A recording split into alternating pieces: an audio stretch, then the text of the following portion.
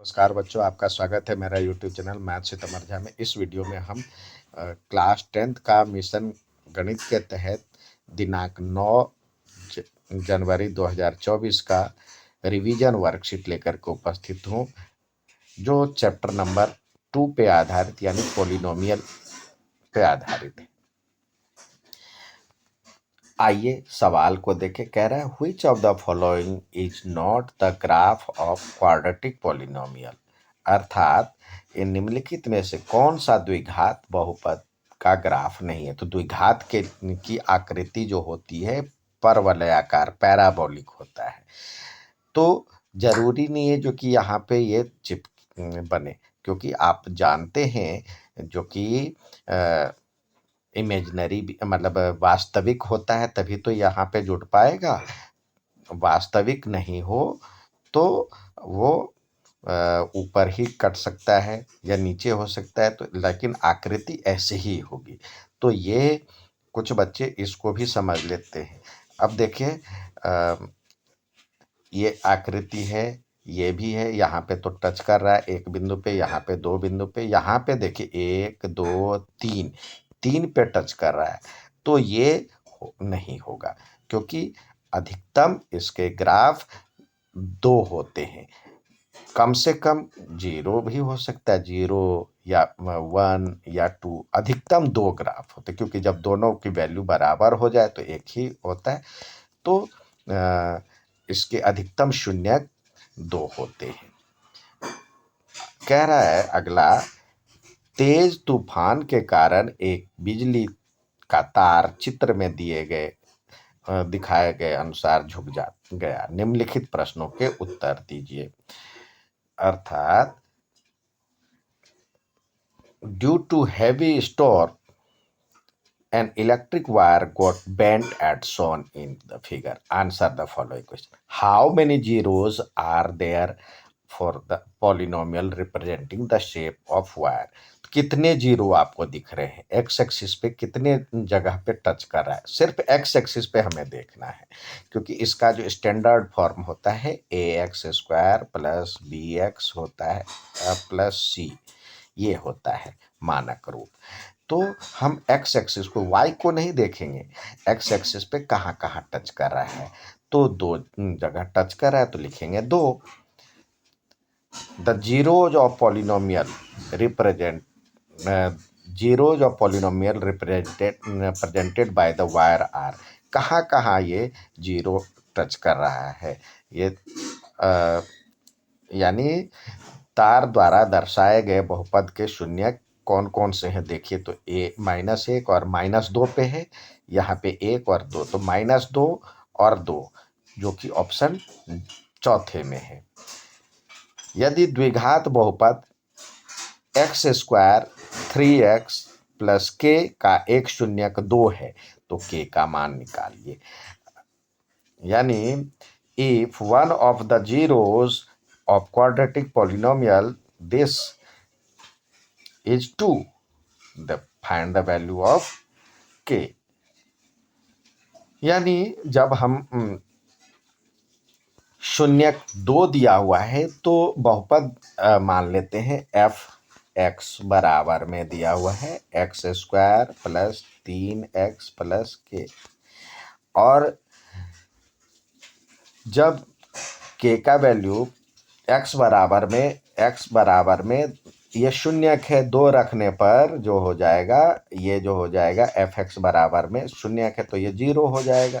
तो यानी x बराबर में 2 रखिए, तो 2 का square plus 3 into 2 plus k is equal to 0, तो ये हो जाएगा 4 और plus 6 plus k is equal to 0। तो k की वैल्यू हो गया, ये 10 है तो उधर आकर के माइनस में हो जाएगा, तो -10। तो जो कि आंसर दूसरा दिया हुआ है। अगला पूछ रहा है आपसे, एक द्विघात बहुपद जिसके शून्यकों का योग दिया हुआ है और गुणनफल दिया हुआ है, यानी सम ऑफ जीरोज दिया हुआ है और प्रोडक्ट ऑफ जीरोज दिया हुआ है। सम ऑफ जीरो और प्रोडक्ट ऑफ जीरो दिया हुआ है, तो यानी आप लिख सकते हैं सम ऑफ जीरो, ऐसे मान लेते हैं अल्फा प्लस बीटा बराबर में यदि अल्फा और बीटा दो शून्यक हैं तो alpha plus beta is equal to -5 और अल्फा बीटा इजकल टू 6 है। तो जो इक्वेशन होगा पॉलिनोमियल जो होगा ये होता है x square plus minus alpha plus beta x और प्लस अल्फा बीटा। तो एक्स स्क्वायर और माइनस और ये इसके बदले भी माइनस रखें और ये एक्स प्लस 6। तो हमारा जो पॉलिनोमियल बन गया x square plus 5x plus 6, जो कि ऑप्शन 4 में का फर्स्ट पार्ट जो है वो सही है।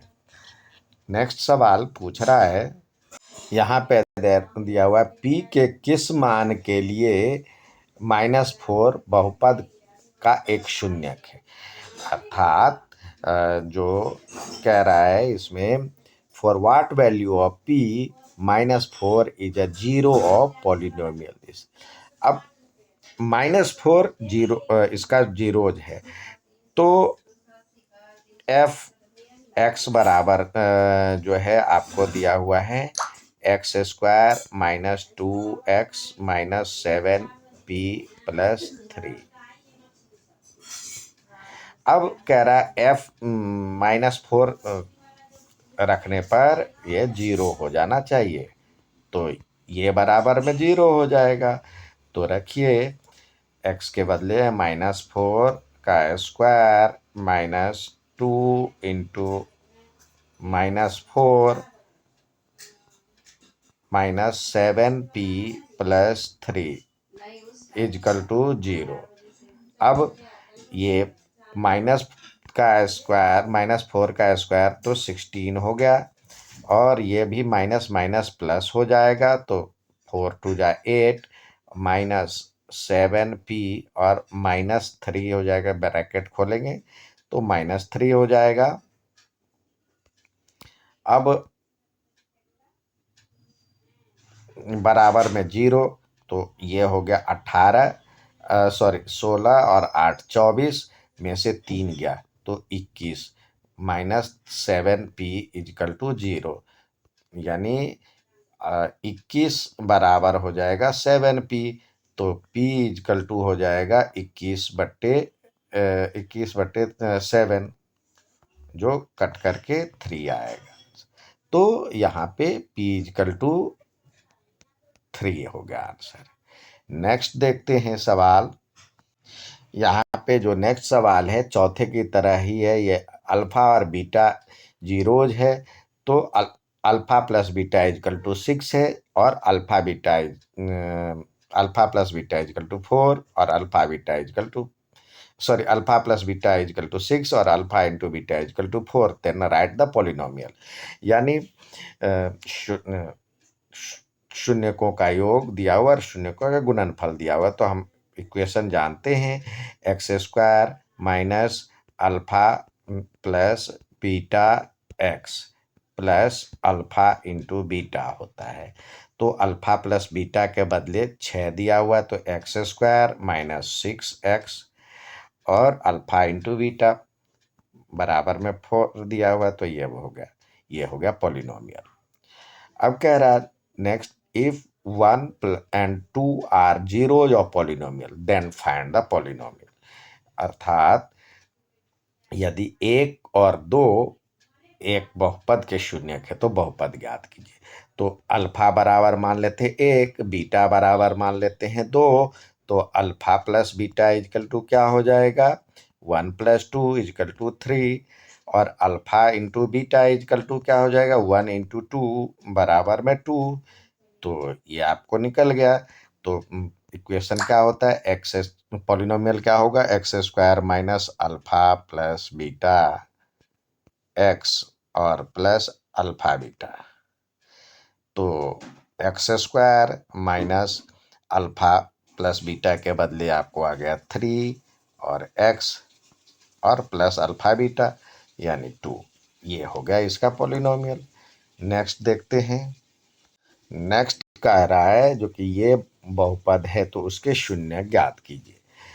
यानी पॉलिनोमियल दिया हुआ तो x square plus 6x plus 9, तो इसका जो स्टैंडर्ड फॉर्म होता है ये a x square plus b x plus c equal c होता है। तो इस तरह से हम क्या देख रहे हैं, ए बराबर 1 है, बी बराबर में 6 है, सी बराबर में 9 है। अब ए इंटू सी करते हैं तो ये 9 आ गया। तो 9 का जो है क्या क्या मल्टीपल हो मतलब पेयर हो सकता है, मल्टीप्लाई करने पे 9 होगा, 1 और 9, या फिर 2 के टेबल में जाता नहीं, 3 3 जा 9। तो कौन सा पेयर को जोड़ने या घटाने पे बी आ जाए, तो सिर्फ ये बचता है जो कि जोड़ने पे बी आ जाता है, यानी 6 आ जाएगा। तो इस तरह से हम लिख सकते हैं यहाँ पे x square plus 6x plus 9 is equal to लिख सकते हैं x square plus 3x plus 3x plus 9। तो इसमें से क्या कॉमन, x कॉमन, तो ये होगा x प्लस 3, और इसमें से क्या कॉमन, 3 कॉमन, तो ये x प्लस 3। इस तरह से x प्लस 3 और बाहर आ गया, और इधर से बचा x, इधर से बचा 3, x प्लस 3। तो जीरोज के लिए, शून्य के लिए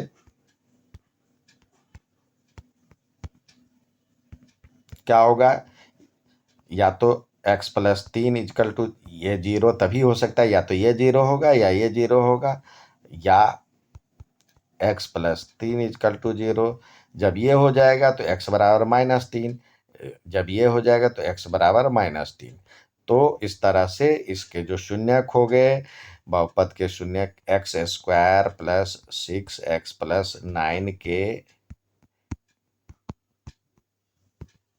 शून्यक हैं क्या, -3 और -3, एक ही चीज दो बार है।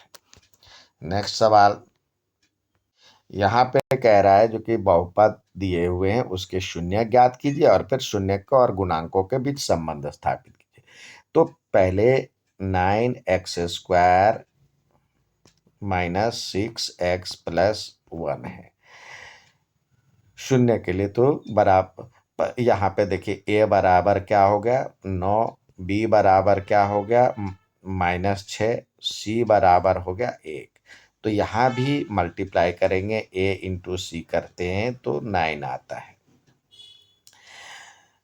तो 9 का पेयर 1 इंटू मतलब किस किस को मल्टीप्लाई करेंगे तो 9 आएगा, तो 9 1 जा 9 या 3 3 जा 9। अब जोड़ने या घटाने पे बी आना चाहिए, बी जो कि 6 है, तो यही एक बचता है जो कि 6 आएगा। तो इसके लिए हम लिख सकते हैं इसके लिए लिख सकते हैं हम 9x स्क्वायर माइनस 6 के लिए हम मतलब एक बार लिख ले 6x प्लस 1 के लिए शून्य के लिए 0 होना चाहिए। तो ये 9x स्क्वायर माइनस 3x और -3x, क्योंकि ये 6 तभी होगा, प्लस 1 इजकल टू 0। तो यहाँ से क्या कॉमन आपको दिख रहा है, यहाँ से आपको 3 और x कॉमन दिख रहा है, तो ये हो जाएगा 3 और एक x बच जाएगा और -1। इसमें से क्या कॉमन, कुछ नहीं, माइनस कॉमन, माइनस ये 3x और 2 माइनस मिलके प्लस होता है, कुछ नहीं है, तो यहाँ पे 1 कॉमन है, तो ये 3x -1 दोनों साइड है, 3x और -1।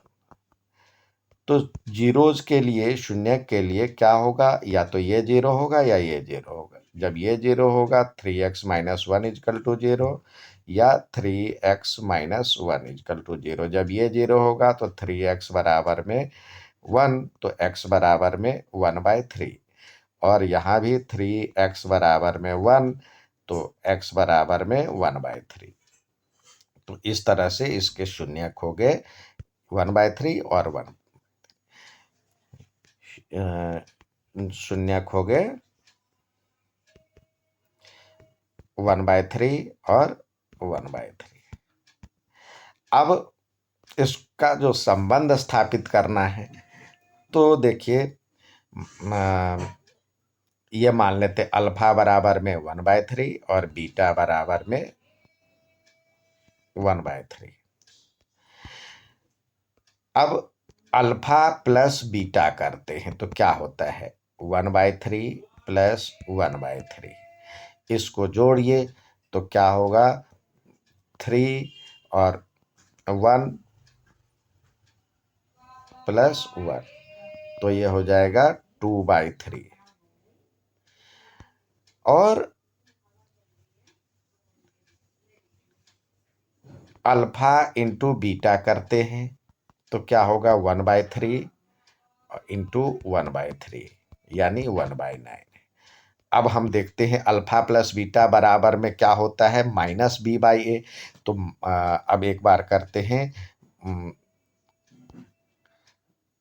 -b/a करते हैं तो क्या होता है देखते हैं -b यानी b की वैल्यू आपके पास है -6 माइनस और -6 अपॉन में a 9 तो ये हो जाएगा 6/9 जो ये आ गया 2/3। तो ये और ये बराबर है तो अल्फा प्लस बीटा बराबर में हो गया -b/a। और अल्फा इंटू बीटा c/a देखते क्या होता है c का वैल्यू 1 है c/a करते हैं c का वैल्यू 1 है और इसका वैल्यू 9 है तो ये भी बराबर है। तो अल्फा इंटू बीटा बराबर हो गया अल्फा इंटू बीटा बराबर में हो गया c/a। ये संबंध स्थापित हुआ यानी एक बार अल्फा प्लस बीटा और अल्फा इंटू बीटा निकाल लें और अल्फा प्लस बीटा बराबर होता है -b/a। तो एक बार इसको जोड़ करके निकाल लें और फिर इक्वेशन में जो दिया हुआ है उस मतलब पॉलिनोमियल में जो दिया हुआ है उसको निकाल लें तो दोनों देखे बराबर है तो संबंध स्थापित हो रहा है। इसी तरह अल्फा इंटू बीटा निकाल लें और दूसरे में c/a निकाल लें तो दोनों यदि बराबर हो गया तो संबंध स्थापित। उम्मीद है समझ में आया होगा। अच्छा लगे तो लाइक सब्सक्राइब शेयर जरूर करें। धन्यवाद।